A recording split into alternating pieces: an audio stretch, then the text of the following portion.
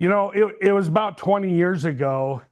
I was in Colorado. I moved to a new town called Castle Rock. It's between Denver and Colorado Springs. Beautiful place to live and raise a family. And I moved down there. First week, we decided to go to church for a local congregation. We're sitting there in the meeting, and they said, "Hey, we need a volunteer to learn how to work the emergency radio." And everybody's kind of looking around at each other, and I'm the new guy. And I said, "Okay," I raised my hand. I'm interested in radio. I didn't know anything about radio at the time. And I said, "I can learn how to work an emergency radio." And so they said, "Okay, well, you need to show up at this church building at 7 o'clock out in Parker." And I'm like, "Okay, I'll be there." So I go out to this meeting that night, this Sunday night, and I sit down. There's a number of people sitting in this room, and this big guy comes over and he says, "You want a book? It'll be $18. And I said, "You need a book to learn how to work the emergency radio? That sounds like really complicated radio." And he says, "Son, you're in a ham radio licensing class." I'm like, "Oh, I didn't know that's what I was signing up for." And he says, "Yes, it's tonight, it's next Thursday, next Sunday, and then the following week you'll do the test." I'm like, "There's a test?" So that was my introduction to amateur radio. And I stuck around and really fell in love with radio, but I wasn't really interested in talking to rag chew and make contacts. I was young in my time in my life. My kids were little. I just didn't have time for that. But one of the guys came over and he says, "You know what? You might be really interested in this emergency services group we have called ARES." He explained what ARES was to me. And so, "Why don't you come out to one of our meetings and come talk to us?" And that's when I joined the ARES group of Douglas and Elbert County there in Colorado, and really fell in love. Was very active in the ARES group there, doing a number of different roles in the leadership group there, and really fell in love with digital radio particularly. You mentioned the RM ham mesh. I was involved in that in the very early days when they were just starting to figure out how to get repeaters up on the mountains. But anyway, so I'm really excited to be back. I've been in front of this group a long time ago, several years ago, talking about DMR, and I'm back to talk about MeshCore, and we're gonna angle it from an emergency communication standpoint, from an ARES perspective for this. So I am recording this, so I've got this little pink phone here, and it's recording the Zoom screen. So hopefully if somebody else wants to see this, they can, and it works. I don't guarantee it'll work, but we'll give it a shot. So I don't need to spend a lot of time talking about the why we need different tools. And just to be very clear, MeshCore does not replace amateur radio. It doesn't replace ARES mesh. It doesn't replace cell phones and all these other technologies that we use to deal with an emergency. It is another tool that is available to us for emergency communications. And we all know, like, we don't have to spend time talking about the risks that we have when one system falls. It's not everything falls at once. It's usually in a chain, right? You lose power. Power, can only last for so long, and maybe the generators only last for so long, and then there's no more fuel for those generators, and so we lose cell towers. Silly construction worker breaks the fiber cable. That happened to us last week up on Tech Ridge, and it was very sad for a day. My whole team couldn't work. Anyway, but it happens, and you lose communication, you lose the ability to talk. And then as situations arise, as emergencies happen, the ability to communicate goes away without ARES, without amateurs that are prepared. So I won't spend a lot of time in there, but ARES already owns the long haul, right? And when you think about the discipline that happens in this room with this group of people when it comes to responding to any type of an emergency, like there's a lot of operating discipline that happens here. On the very far side of the spectrum, you've got commercial cell phones, you've got landlines if they exist, you've got Starlink, you've got other ways to communicate. And then on the very right side, you've got our discipline HF, UHF, VHF nets. Where does MeshCore fit in this whole world? Well, if you look at it on this side, on the right side, you've got licenses that have to be had. You've got protocols that have to be followed, and you have strict rules, you have guidelines, you have all sorts of things that have to happen. On the left side, you just need to have, a handset and infrastructure that works. When this infrastructure goes down and it no longer is there, now we're talking about how do we communicate with a broader group of people who are unlicensed, who are in different situations. And that's where MeshCore comes in as a local layer to provide an unlicensed way for people to send short text messages. Text messages, telemetry, little bits of information. It expands the audience of who can deliver a useful report. And that's what I think is really powerful from an ARES perspective about MeshCore, is it opens it up to a wider range of people who can participate in an emergency response in providing reports and information that then can go back to the ARES discipline net and the long haul, the back haul, the important conversations that happen. So let's talk about what MeshCore is. MeshCore is basically a messaging protocol built on top of LoRa. And I'll talk a little bit more about LoRa and the radio tech here in a moment. But remember, MeshCore is not a radio technology itself. It's just a protocol that's built on top of LoRa. And it's built for off-grid. The design intention and the goals of the project is to be 100% disconnected from the internet, from power, from any type of commercial system that exists. And so it's completely off-grid. It's built for small radios, and I have a variety that I'll show here in a moment. It's local by design, which means that the telemetry and the text messages belong to the local mesh. They're not sent on the internet. We don't bridge to the internet. We don't connect to other systems. It's really a local thing. It's decentralized, which is really important. These devices can talk from one device to another directly. I'll just hold up a couple of devices here. They can talk to each other directly, or they can talk through a repeater system that is an intentional backbone that's established for them to talk through. So they have both the abilities to do that. And the traffic is purposeful. So what's very unique, and you might be familiar with another mesh technology called MeshTastic.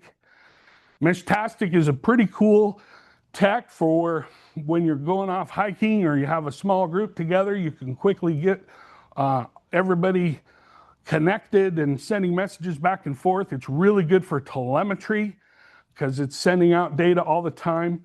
In MeshTastic world, every device is a repeater. And so every message that comes is just bouncing all around. And it bounces so many times until it hits a limit, and then it stops bouncing. But in MeshCore, your companion devices, your end user devices are not repeaters. You have deliberate, intentional repeaters, and then you have companion devices that don't repeat. They just originate and receive messages. And because they can do that and not repeat, they're keeping the traffic on the air down. They're conserving battery. We'll get into that a little bit more. It's a great system. Then the last thing I'd say here is that it's open and adaptable. It is an open source project. Has an MIT license. What that means, of all the different open source type licenses, MIT is the least restrictive that still protects the source code. And what that means is you can take their source code and you can go build a commercial product and you can sell that commercial product to anybody you want. You can take that source code and you can modify it in any way you want, and you can build a completely different system or competing system if you wanted to. It's fully open to be able to do that. There's no license fees, there's no requirements that you would have to make. So it's an open source project. So these devices, as you can see, I've got two different ones in my hands. I got several over here to show you. I want to talk a little bit about the hardware that goes into these radios, and then we'll talk about the radio side itself. The way that MeshCore works is you have a device that talks to your phone and an app on your phone that you can send and receive text messages through. Or you can have a standalone device that has a keyboard built into it and the ability to send and receive messages directly from the device without talking to your cell phone. The thing that's really cool about MeshCore is, remember, everybody has a cell phone. And we're talking about a body of people who are unlicensed, who already know how to text. I mean, my grandkids can text, and the oldest one is 5. Like, everybody knows how to text. Yeah. I have one question. Some older people, elderly, still remember the telephones, ran on batteries. Yep. But some of them can't handle a smartphone at all. Yes. So that option with that would be better, right? But what if we had a tablet? The tablet could work. You don't have to use a cell phone. You could use a tablet. You could use a computer. So it's a Bluetooth connection to your from the device to your phone to a tablet to a computer. So I'm glad you asked that question, because that is a good distinction.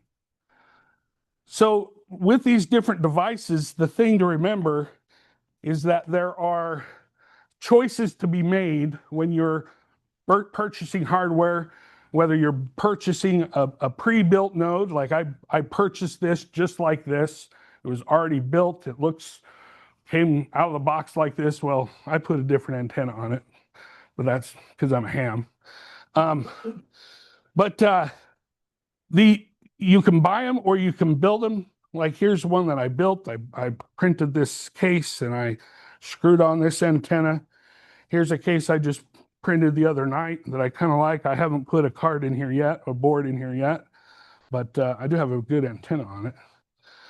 So these boards, these controller boards, are pretty unique. They're small. Here's two different, the most popular controller boards. They're very small. They have on them a USB-C connection that you can use to charge it or connect to your computer with it. They have a port on here to connect an antenna to. And this one has a little extra antenna for Wi-Fi. They both do Bluetooth. So this one here is based on an ESP32. This is the message I want to share. There's two very popular common microcontroller types. ESP32 is the first one. It's my favorite. The Heltec V3 is one type of device that has an ESP32 chip in it. This happens to be a Heltec V3. And I'll pass this around. You can see it. It's brilliant because it's got a little OLED screen on it. It's got Wi-Fi built in. It's got Bluetooth. It's got LoRa, all together in one little package, and it costs less than $20 for this board. And you can take it, and I printed this 3D case the other day, And I put a HealthTech V3 inside of it, put a little teeny stubby antenna on it, and put a battery inside there. And it's a mesh node. It's now communicating. It's doing a good job. In fact, I'm seeing traffic on it while we're in the meeting. Yeah. For the MeshCastic. Yes. If you flash the MeshCore, then it's only MeshCore. It's not going to do both, right? That's right. So most MeshTastic devices can be used for MeshCore.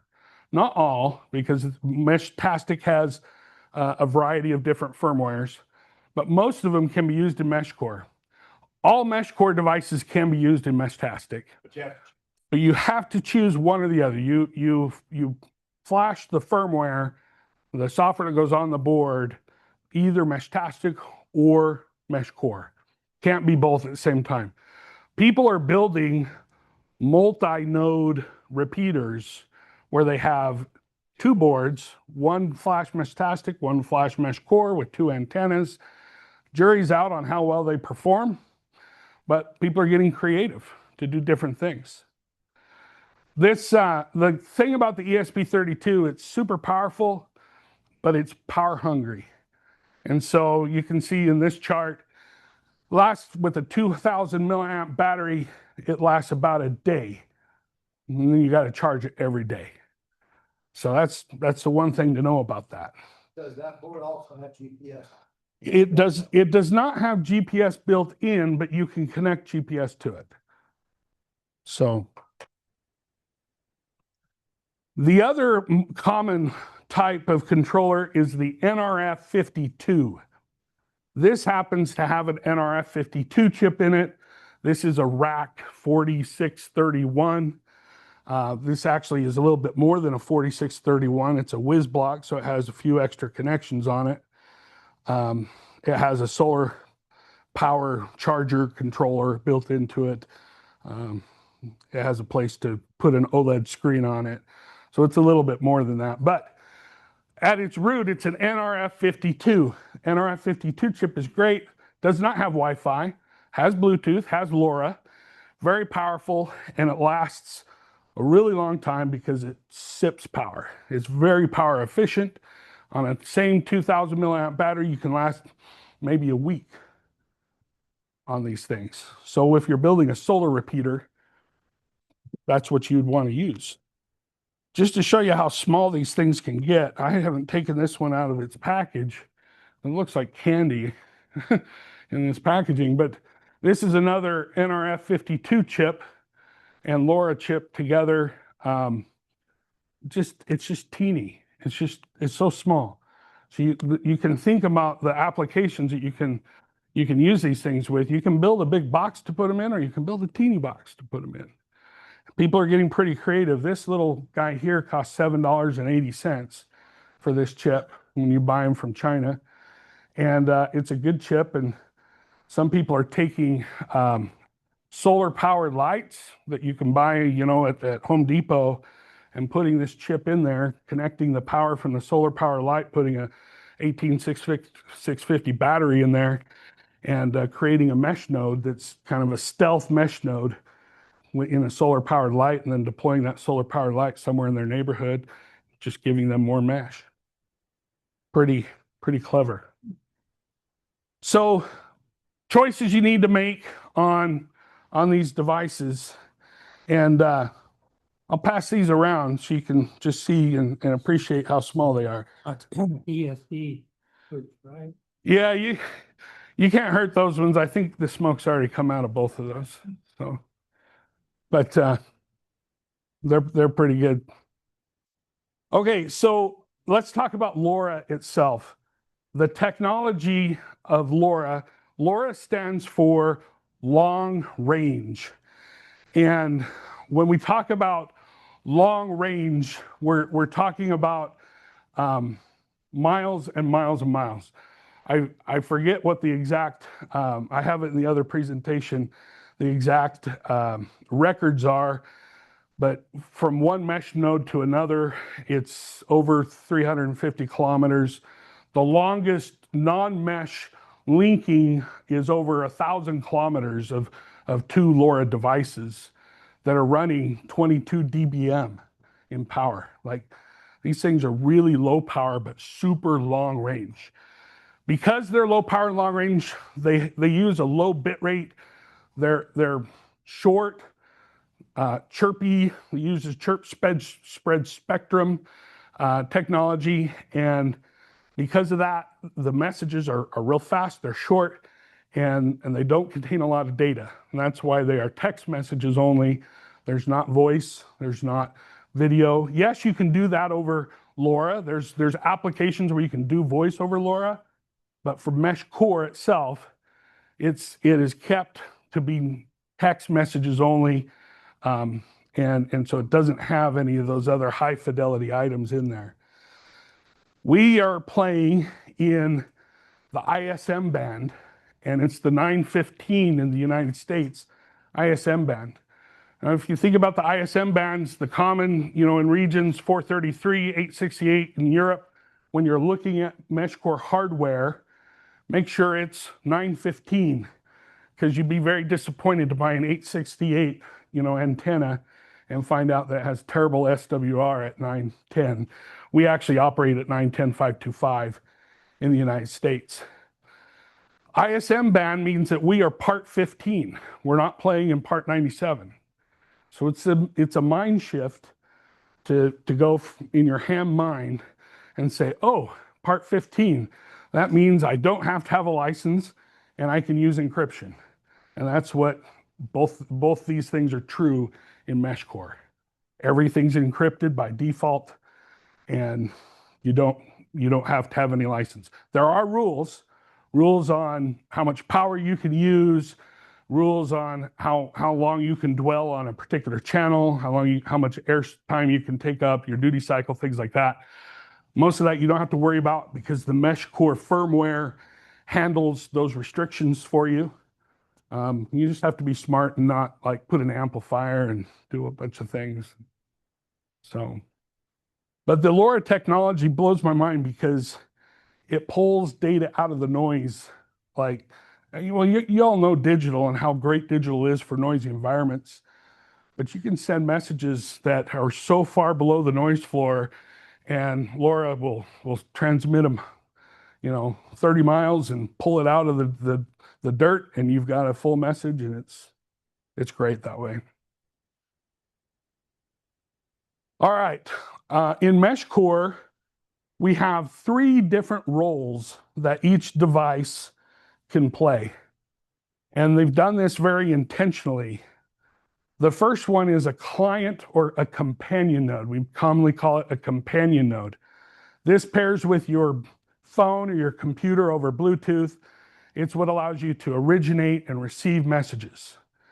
That is the most common firmware that you'll be using because it's what's going to be in your pocket. Speaking of pocket, this is my most friendly mesh node that I have, and I keep it in my pocket all the time. This is a T1000E.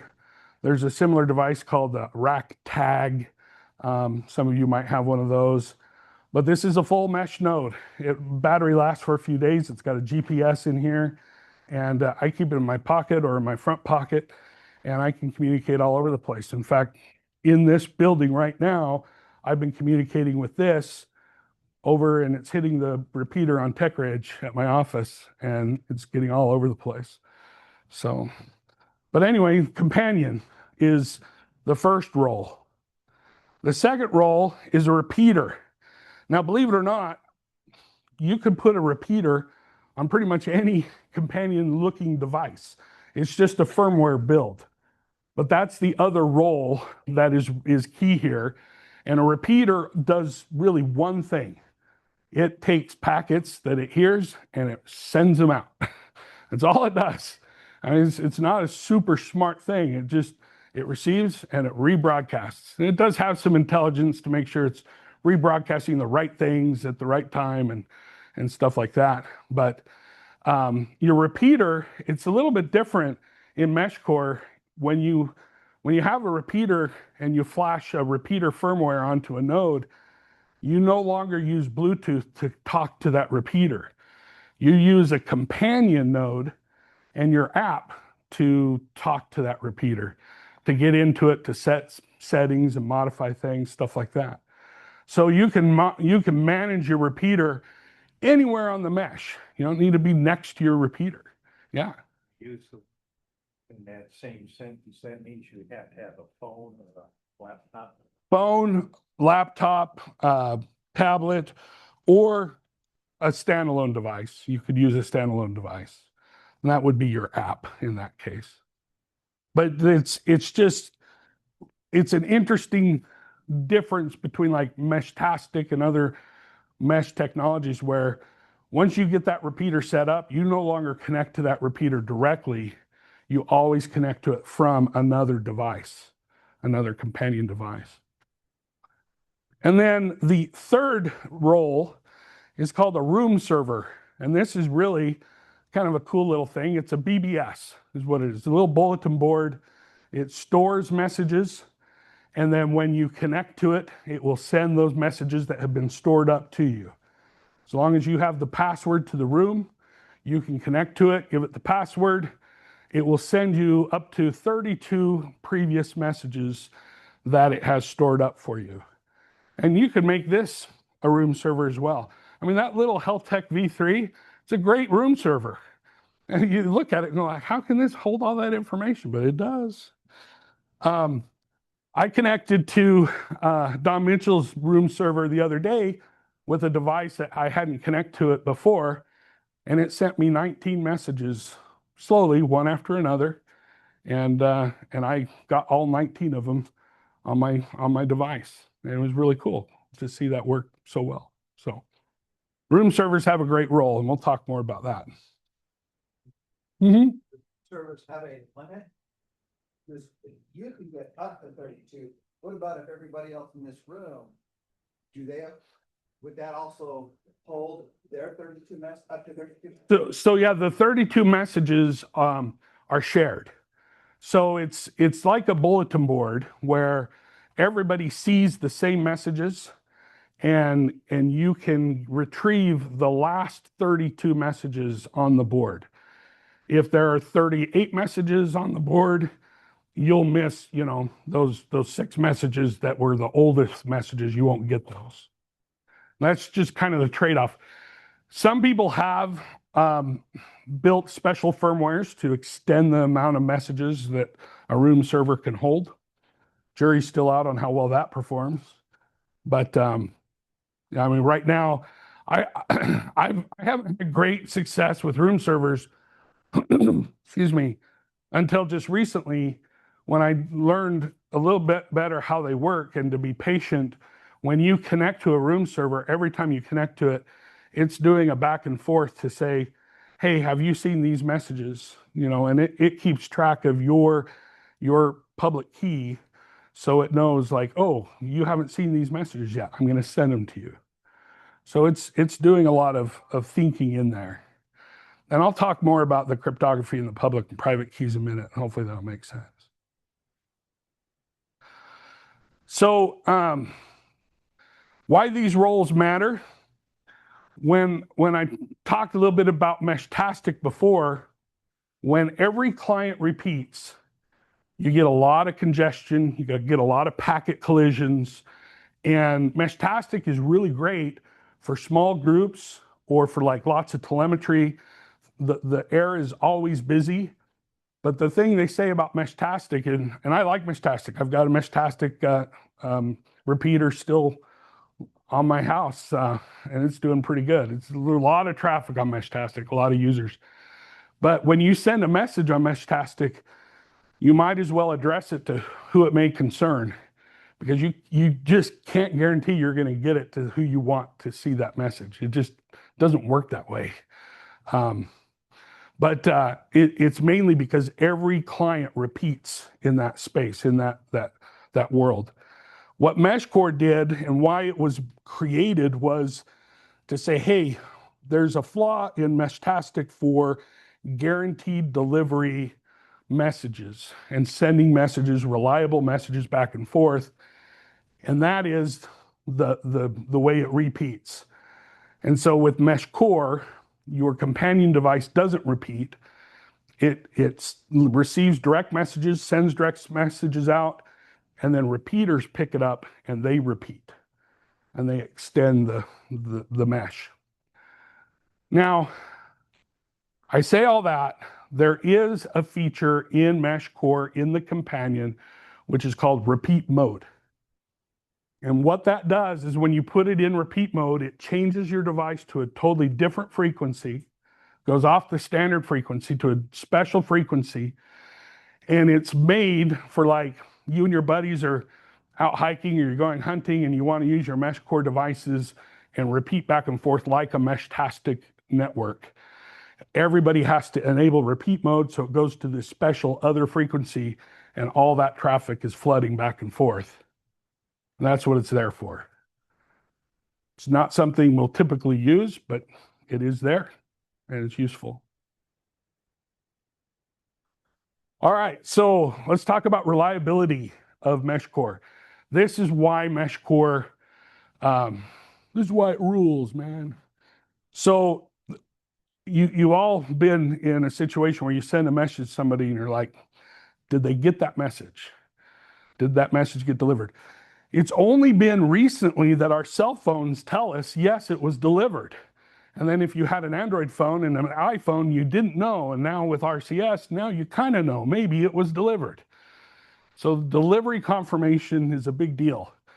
In MeshCore, you send a short message, it gets routed, whether it knows the path to get there, or maybe it has to discover the path to get to its intended recipient. When it gets to the recipient and that recipient receives it, the recipient then sends an acknowledgement and says, yes, I got this. And the recipient sends that acknowledgement back along the path that it received the message.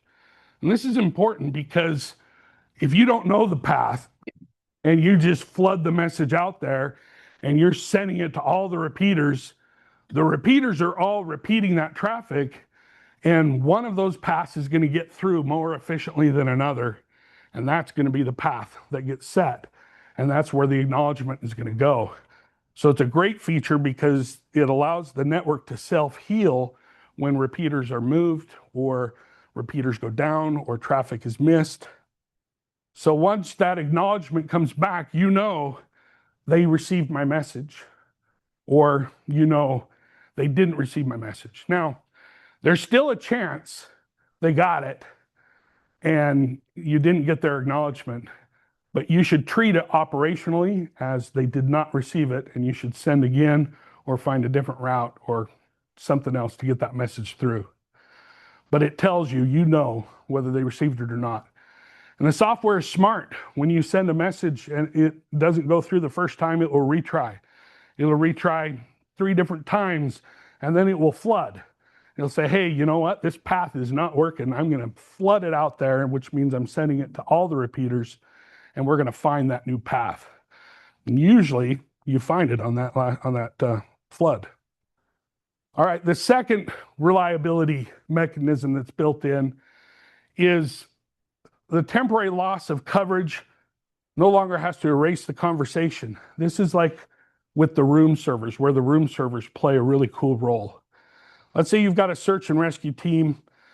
They depart an area, they're out of repeater range. Your room server that they've set up at their camp or whatever, it receives some messages and it stores those messages. The team returns, they're back in range of that repeater or of that room server. Their devices connect automatically and automatically pull down the new messages that they've missed, and all that history synchronizes. So that's that room server for offline message. It's a really cool feature, but the one thing I'd say, it's really for non-urgent, non-critical messages. Non-urgent because you don't know when they're going to get back, right? And when they're going to see that traffic. And non-critical because you're not guaranteed, you do not get an acknowledgement in a room server if that somebody read your message. So that's one thing compared to a direct message where you get an acknowledgement back. With a room server, you only know the room server got it. You don't know if the recipient that you're targeting actually got it. All right, the third reliability mechanism. Yeah. I'm thinking that if somebody reads my message out of the room server, then it's gone. Nope. So I can still read. Yep. It's in your history. You can still read it. And the next person that comes, if they haven't seen that message yet, they'll get that message and they'll see it. Yeah. And it's always in your history there. So the third reliability mechanism is this dynamic routing and the way it discovers, the network discovers paths. So when you first send a message to somebody, if you don't know how to contact them, if you don't know their path to get to them, it's a flood. And this diagram represents that flood of traffic. You're trying to get to B, you send a message out, and these other repeaters repeat your traffic and send it to, when they receive it, they keep sending it. Your message will send up to 65 times if it's configured that way. So when we talk about how many hops your message can go, up to 65 times. Now, I don't think we will ever find a case where our messages need to go more than 10 hops. We don't have that big of an area. Maybe when we get connected to, Nevada and northern Utah, we'll see some 10 hops, but it's kind of amazing to see how far you can get in just a few hops, to be honest. So once that message has been received and the acknowledgement sent back, it establishes a path. And from that point forward, every new message goes along that path of repeaters. So it sends this message, the first repeater picks it up, sends it along, the second repeater picks it up, sends it along to the recipient, and they get it.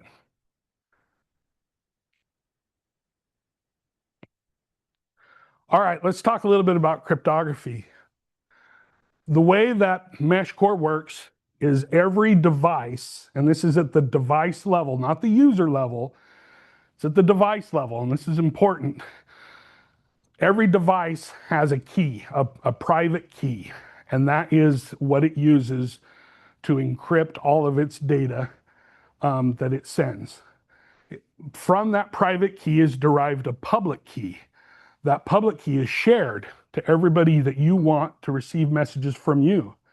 Because when you send a message using your private key and you've encrypted it, somebody has to use your public key to decrypt that message so they can see the contents of the message. The reason why it's important to know that it's at the device level is because you're using a couple of different devices in a lot of cases, your phone and a little radio. The key is here. Even though I can see it on my phone, the key is here. If I lose this device, if I misplace this device, it's out of my control. Somebody could get on this device, connect to it, and see that key and get that key. That's why it's important to know that it's at the device level where those keys live.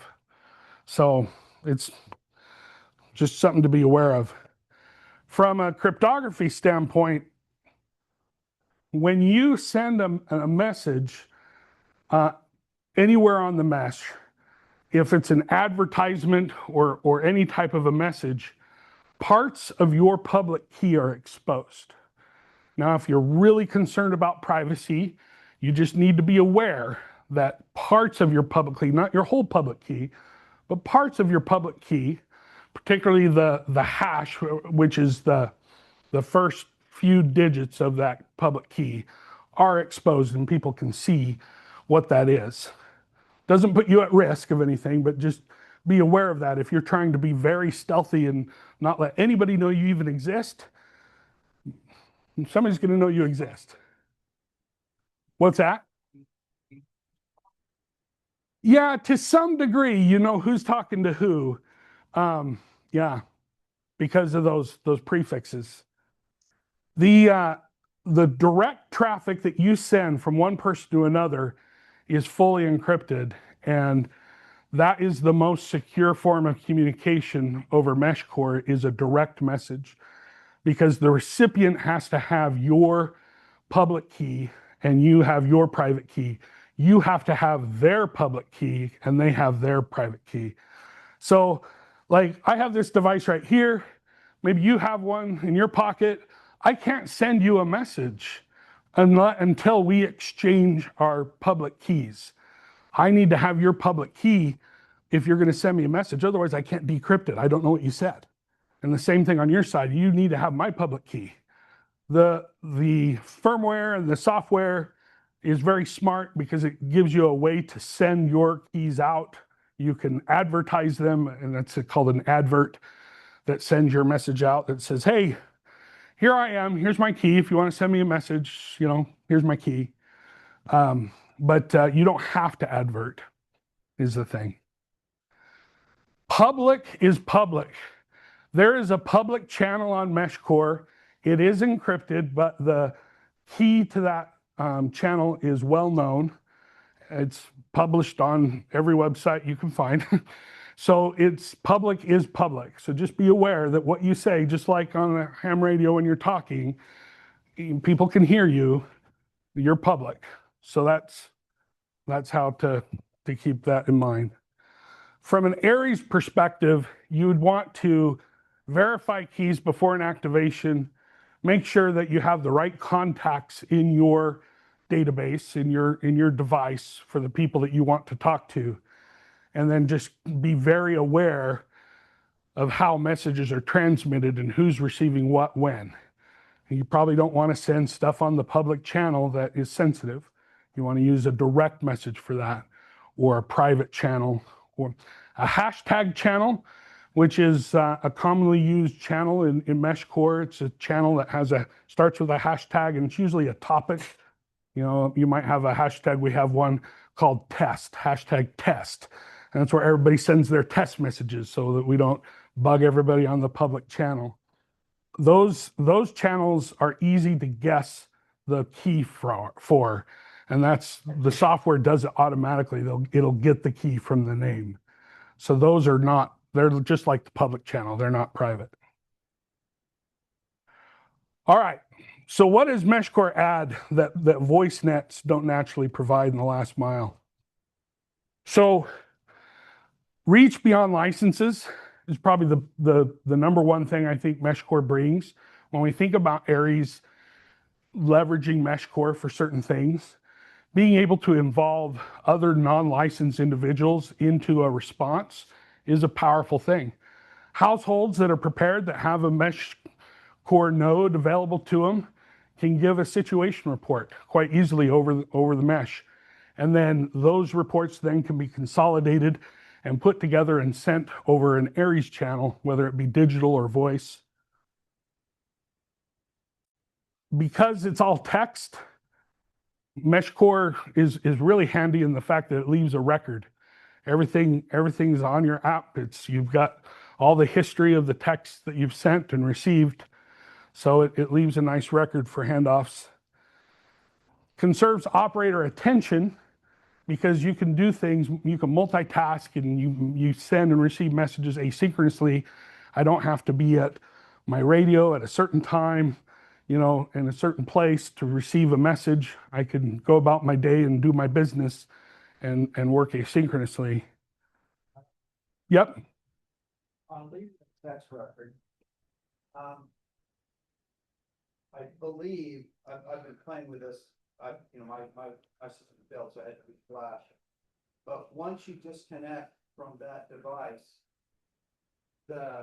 and you reconnect, all the text that you've gotten will disappear. Is that? It might just be an experience that you've had.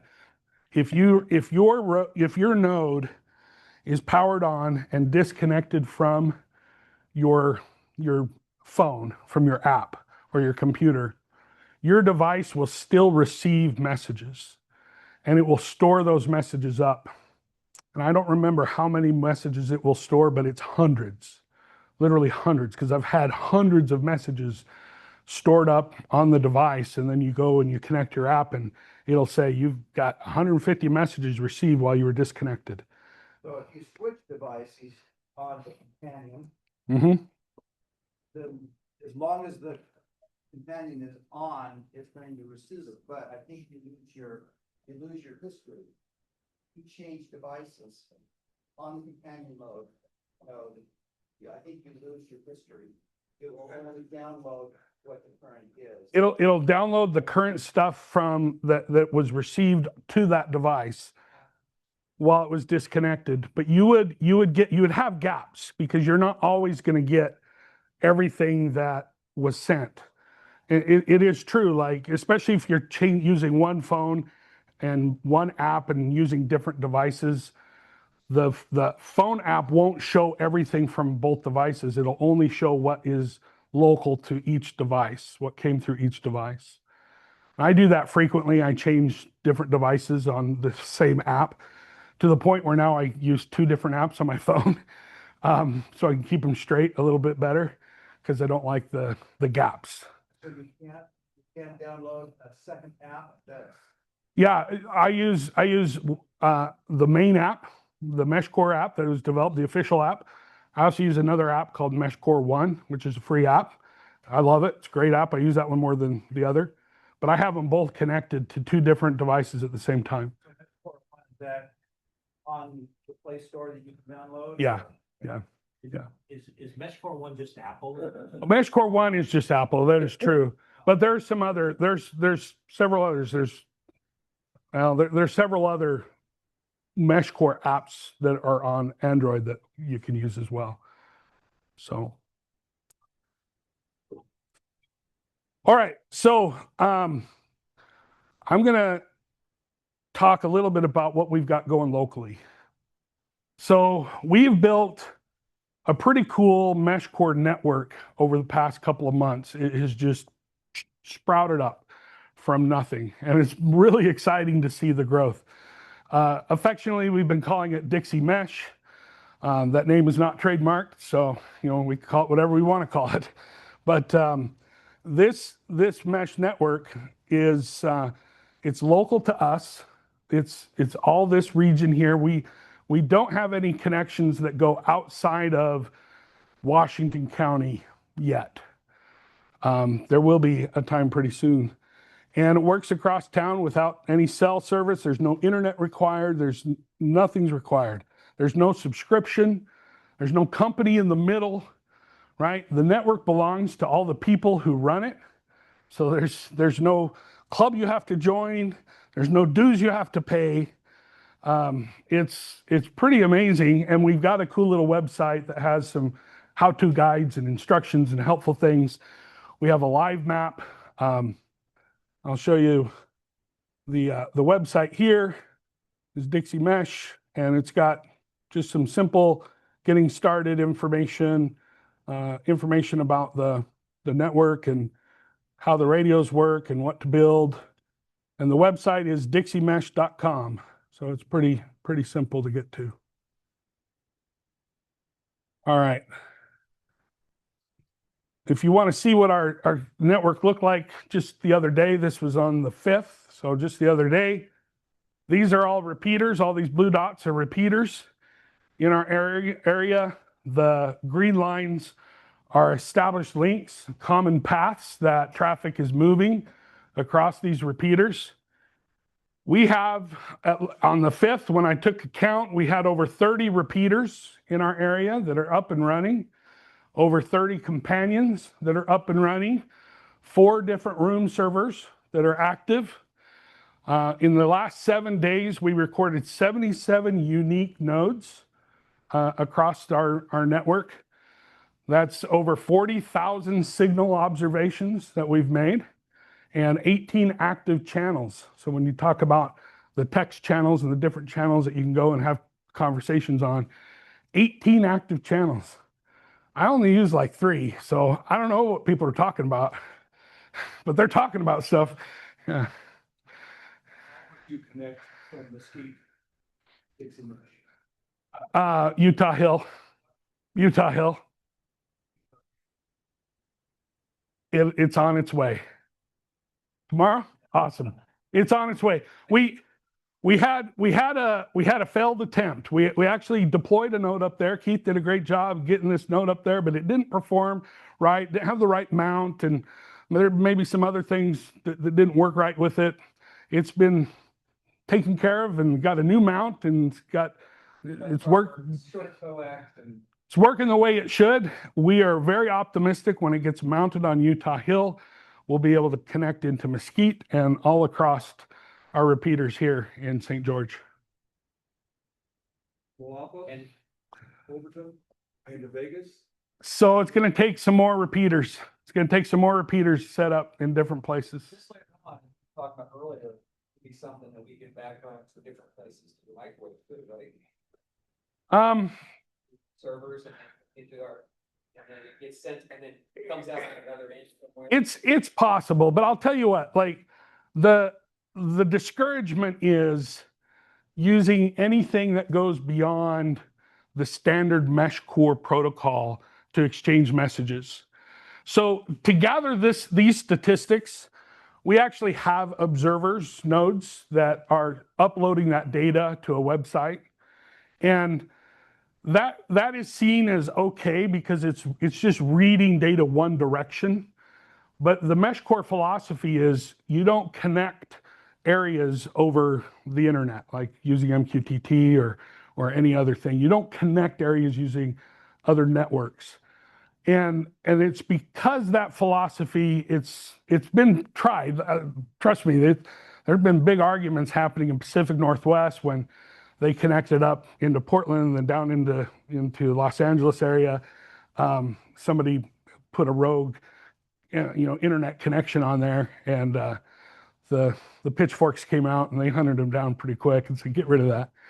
But in Pacific Northwest, by the way, their network goes all the way down to Eugene, all the way up into Vancouver, Canada, all the way east into Spokane and Coeur d'Alene, and then down into Boise now. And Salt Lake is now connected up into Idaho Falls and southern Idaho. It's only a matter of time that we're going to get connected to these different places. And it's just, yeah. Cross the bridge over you and then down in your area. But we're also down in control.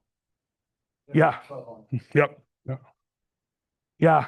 There's even a repeater in Frisco, and I don't know if they're getting connected to it from north or not, but there is a repeater in Frisco. So, what's interesting about our network right now is the average hops per message is 3.2. So in our network, messages are hopping on average more than 3 times to get to its destination. And the average hop length is 10.3 miles. The maximum hop is typically 23.4 miles. This is just in the last week. We did have, I had a conversation. I live south, so this is my house right here where I've got a repeater, and it's doing a good job. I had a conversation with a guy in Colorado City on the 4th of July. He was sitting in Colorado City, he was on vacation, and he was connecting from Colorado City up to this repeater down to my repeater to me and my house. And it was great. No problems, no like, oh, did you get that? It was just straight conversation back and forth. And just last night, so Mitch put one on makes it like I saw that. that. We need him to update I'll tell him the lat long, the coordinates on it, because it's showing up in China right now. Or it was at least yesterday. Yeah. Oh, good. So it's in the right place now. Good. Yeah. Give us a scenario where everything's down and this works. Yeah. So the thing that this relies on are repeaters in good locations that are solar powered, not connected to internet, not connected to commercial power. And that's mostly what we have here. The most common repeater that people are buying off the shelf is $100. Literally, it's $100. It's a 5 volt or 5 watt solar panel, And inside that solar panel is the mesh node itself. It's a Seed Studio Sense Cap P1 Pro. I think it's a weird name. But that's what I've got at my house, and I put one on my office building on Tech Ridge. And that one on Tech Ridge, by the way, I should show you a picture. It's pretty cool. We took some magnets and put it on a mount and went up to one of the HVAC units. And when they went to put it on, the thing just went, like the guy almost took his fingers out, putting it on. We couldn't get it off. We're gonna have to use a crowbar to pull it off. We need to get it off. But these nodes they're self-contained, and the system itself is self-healing. So as nodes come and go, repeaters come and go, the system can deal with it. So a scenario would be, we have a massive power outage and cell phones are affected, internet's down because of the power outage. We need to get situation reports from across the county on how people are doing. The non-licensed folks that have MeshCore can report their status, can report their needs over MeshCore to an ARES group that is established maybe in the EOC that's receiving those types of reports just from regular people. And then they could collect those and then use their Arden mesh and HF antennas and use statewide communication to be able to, relay that type of data back and forth. That's probably the most common scenario that I could see where, from an emergency standpoint, you leverage the non-licensed aspect of it and you get some value out of it. That repeater set up to run, say, 3 days with no phone. Yeah, so the repeater that I've got has 4 18650 batteries in it. I think I forget how many milliamps they are, but it'll probably run for 2 weeks without any sun in the dark. So, and in our climate here, none of them that we have gone below 90% battery. They just charge up and overnight, they never go down. Hey, Adam, you say short messages. Mm-hmm. How long is a long message? 150 characters. 150 characters. So, yeah. Yeah, it counts everything. Yeah. But you can use emojis. Vertically polarized then? Vertically polarized, yes. Yes. So I don't know how big of a difference it would make with these LoRa signals, but yeah, we are. are these duplex repeaters or simplex store and forward? So they're simplex store and forward type. They only send or receive at one time. So if you're receiving a message, you can't send a message at the same time. If you're sending a message and a message is coming in, you can get collisions. And that's why, from an operating principle standpoint, the network is built so that the client nodes don't always repeat. So it keeps that traffic down. Adam, is it considering spaces as a character? Yes. In that belt? Yep. All right, just got a couple more things to show you, and then I'll answer even more questions if you want. We'll be done with this. The MeshCore app has a number of tools built into it that are really handy and practical to use. So if you look at, you can log into the repeater from your mesh node, from your companion node, using the app. And I'm logged in as a guest to the Tech Ridge repeater and looking at its neighbors. It has 16 neighbors when I took this image the other day. Those are the neighbors that it knows that it can talk to directly.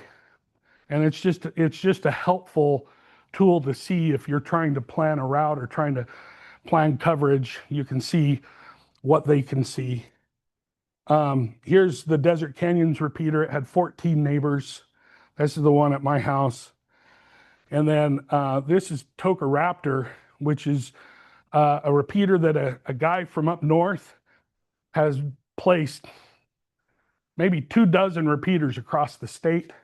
And this is his most southern repeater that he's put up. I don't know him. I don't know his name. I talked to him on Discord and told him thank you for your repeater because it's really helpful. As you can see, it's got 43 neighbors, but it's up there in Tokerville.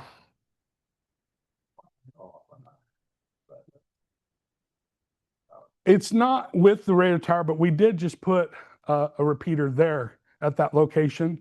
So there is some redundancy. I don't know exactly where this one is. We don't know. It's probably in a tree because most of these guys, this guy's nodes are like hidden in trees. They're solar nodes. He just deploys them all over the state. So there is an antenna coverage tool. Oh, awesome. Thanks for bringing that in. Woo-hoo. Yeah. So this is an example. This is the node I was talking about. Is this what you're putting on Utah Hill? Yeah. This is it. This is a SenseCap P1 Pro. Thanks, Keith, for bringing this in. You can see that's the whole node there. That's the whole node. The guts are in here, and it just needs to point south and get the sun all day long. And then he's connected it up to this, probably a 3 dBi, no, 5.8 dBi antenna. And this is a good mount. This is a good mount. Way better than before, right? So that's what we're talking about. It's totally self-contained, can be deployed and not touched at all. And you can remotely adjust the settings from anywhere on the mesh. No, you can't update the firmware without being close to it. But we shouldn't need to update this firmware for quite a while. But you can update it over the air over Bluetooth. You can take a picture there. So this image here on the screen is just the antenna coverage. This is actually plotted antenna coverage with those 3 repeaters I just showed you, Toker Raptor, Desert Canyons, Tech Ridge, and this one when it gets deployed at Utah Hill. And that's what the plot says. So it's some really useful tools built into the app. There's a line of sight tool where you can measure, hey, if I put my repeater right here, can I hit these other repeaters that are there? And so this is between Desert Canyons and Tech Ridge, and it will give you, a layout to know if you've got good line of sight or if you're going to be blocked. And then you also can do a trace path where you can send a trace between nodes. So in this case, I sent a trace from here, and it went to my repeater, up to Tech Ridge, over to Sugar Plum, which is just on Washington Fields Road, all the way up to this repeater up here. It's on Pine Mountain for now. It's coming down though. Over here to Black Ridge repeater, which is there in Tokerville, and then all the way back the same way it came. And it tells you exactly what signal strength you have between all of those connections. You can see the weakest link, it's like 4 dB, 4.7 dB, which is still a really good signal for these. Just a note too, just so you guys are looking at the map, that Tokerville mountain site, there's 2 repeaters there. Yeah. One says Tokerville, Raptor. Yeah, we were just talking about that when you were out. Yeah. Blackbird back to the site. At the Dixie site. Yeah. And it's okay to have multiple repeaters close together like that. The system itself will pick the one that is available and which one answers first, and then you can direct your path through one deliberately if you want to. So it works pretty well. Signal level will it receive down to still be out there? So usually anything above 12 is like you're standing right next to it, is the strongest signal you'll get, 12, 13. And then the weakest signal you'll get that's still operational, maybe about -12, -10.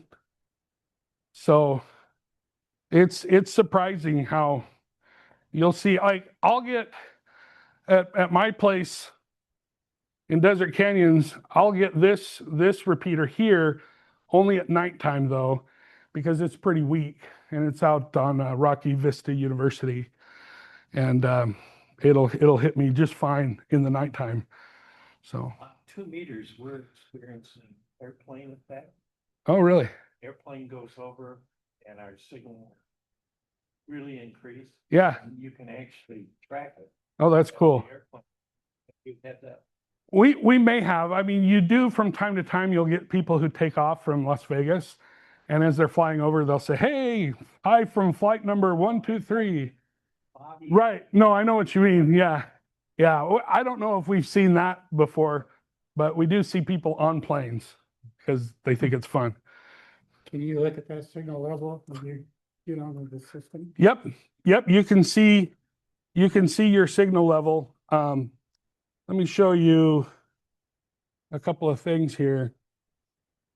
So here's the app itself running on my laptop. I'm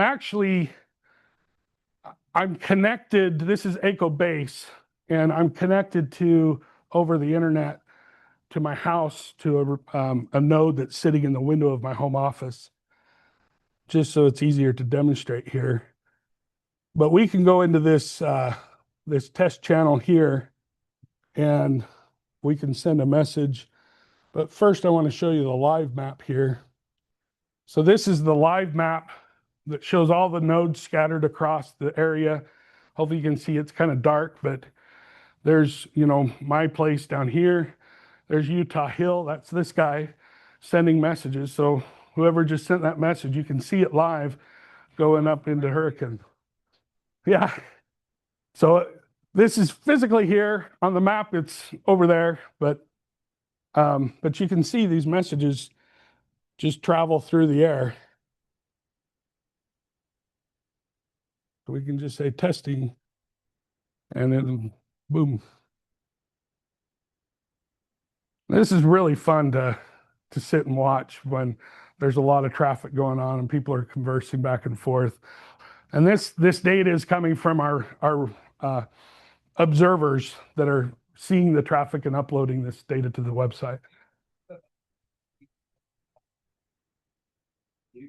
Yeah. So I didn't build it. I took it from an open source project, but you can I'll turn up my speakers here and you can hear it. It plays a tone every time that there's a signal, and depending on what the signal is, it's a different pitch in the tone. I absolutely love it. I think it is so much fun.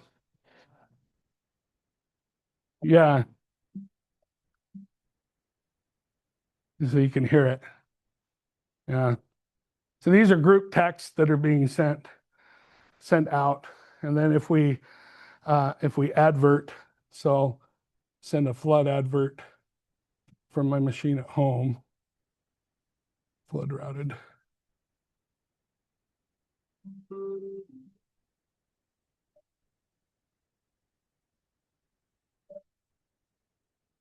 There's a different tone for every type of message. Adam, I noticed that Mesh currently is tracking east. It's not really going to Rocky Ridge very often and Yeah. in that direction. These repeaters over here, we need something to fill the gap there, because the Tech Ridge repeater is on Tech Ridge and it's on the top of the Vasion office building, and there's a big dirt hill right, behind it. And so it can sneak over, the signal can sneak over to the south here. That's your repeater. But I don't think it's a super strong, yeah, I don't think it's a super strong connection that gets over there. It's the only, but when I send out adverts, it's the only way it goes. Yeah. It doesn't go to the north, to Jay or to. Well, it might go there, but we don't have an observer up here. Oh, is that why we can't? So we don't see it when it goes over there. The traffic you see when it goes over there is because an observer over here saw that it was going that direction. That was what it was addressed to. That answers that. Yeah. Second question I've got is, last Sunday, I drove with the loop. Yep. I-15 7 up to Hurricane and around, and I was going to my different adult children's homes. So funny thing is I didn't realize it was your repeater and I have 2 adult children that live just over by the church. Okay, yeah. No, They won't hit from where my house is, yeah. Hit it, and then, Yeah. as I was driving along 7, it was hit or miss. you Yeah. know, as I went along, and then, so I guess my point I'm trying to make is help everybody understand, the more repeaters we Yep. get up, the more robust the system's going to become. So like at my work, I work at Boulevard Home, I get nothing. Know your map says that there's coverage. Yeah, but yeah, Nothing. yeah. No, there's not much at Boulevard. I know where your work is, and because I go to an office over there sometimes, and yeah, there is nothing there.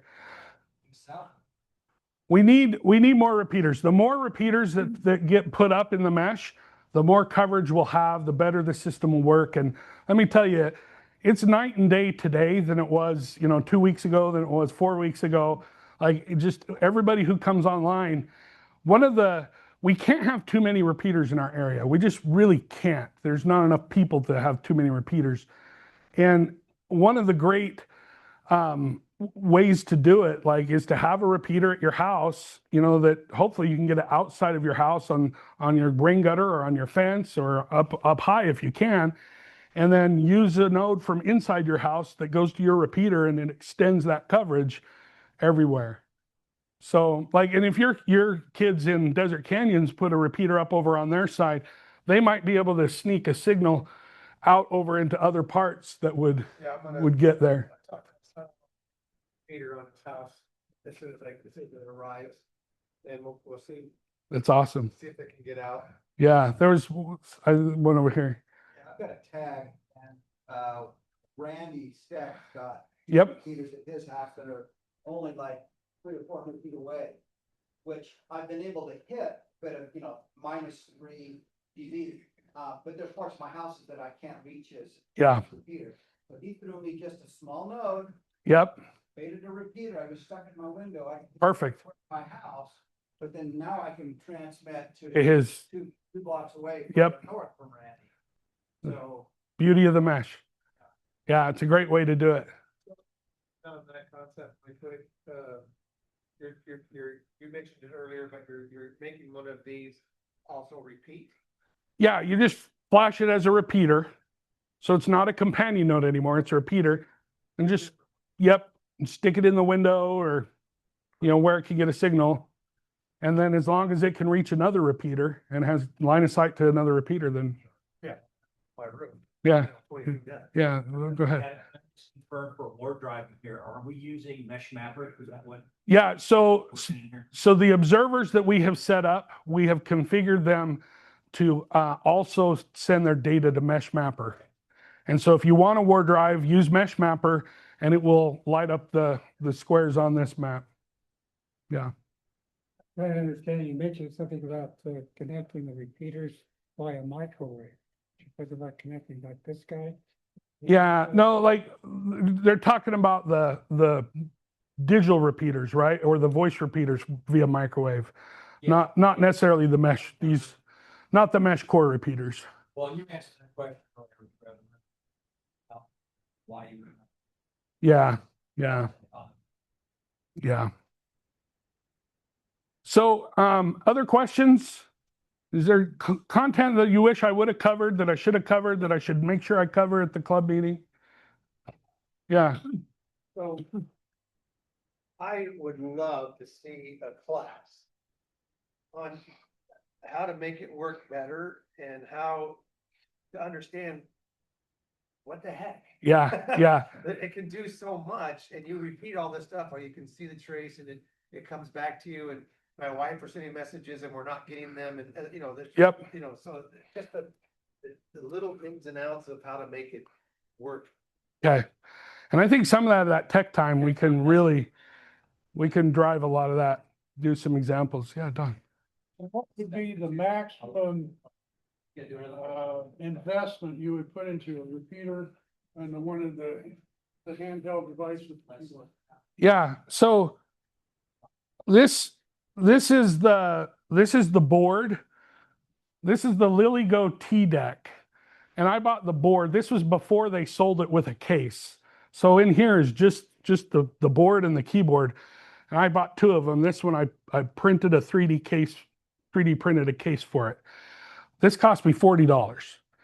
You can buy a T-Deck Plus that comes in a case with a GPS, yeah, like that one, for $70 to $80, I think. So, you know, no, it's not. $50.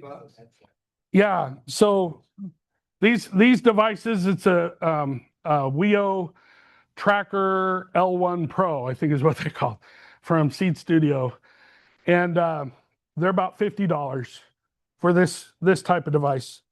This one I made using a Heltec V3 last night. I put this together last night. The Heltec V3 cost me $18. I 3D printed the case. It came with this terrible antenna, but it's good enough for small areas. And, you know, if you're close to a repeater. And so, I mean, $20, $25. Can you share some of the SPL files? Yeah, absolutely. And this repeater here, you can buy out of the box with a mount for $100. No repeater, or you can add You, 5 or a 3 dB. you can add a better antenna. It comes with a smaller antenna, which is actually, I tested it. It's like, yeah, it's that one. I tested that antenna and I think I got like 1.7 on SWR. So like, it's a good antenna. It's just small and I think it's 2 dB. Yeah, I took it off of my seed repeater. Over there. I put a 5, Yeah. 5.3 dB. So something like this, if you deploy it remotely and just leave it? Yeah. So honestly, the one repeater that's way up here, it's stuck, I think, in a tree right now. And the owner's got to go retrieve it. He's going to go get it when he's feeling good. Before the Forest Service finds out. And we will be sad because that is a good repeater. It's in a great location. It's so helpful. But yeah, you can deploy them and leave them and just let them run. So, and there's ways to do stealth repeaters and yeah, super easy to do, cheap. Yeah. Yeah. I'm on your website. Is the way to, I could watch, what do I select to watch a signal, a transaction go through the system? Yeah. How do I do that? So you will just see, you could go down here and you could replay some of the old traffic and it'll replay that traffic.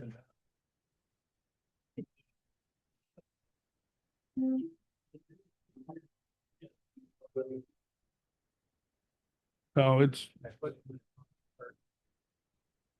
it stores it up and you can replay it and it's kind of fun. All right, well, I think my time is up. Thanks. Yeah, thanks. The app on your phone. People are used to using the app on their phones.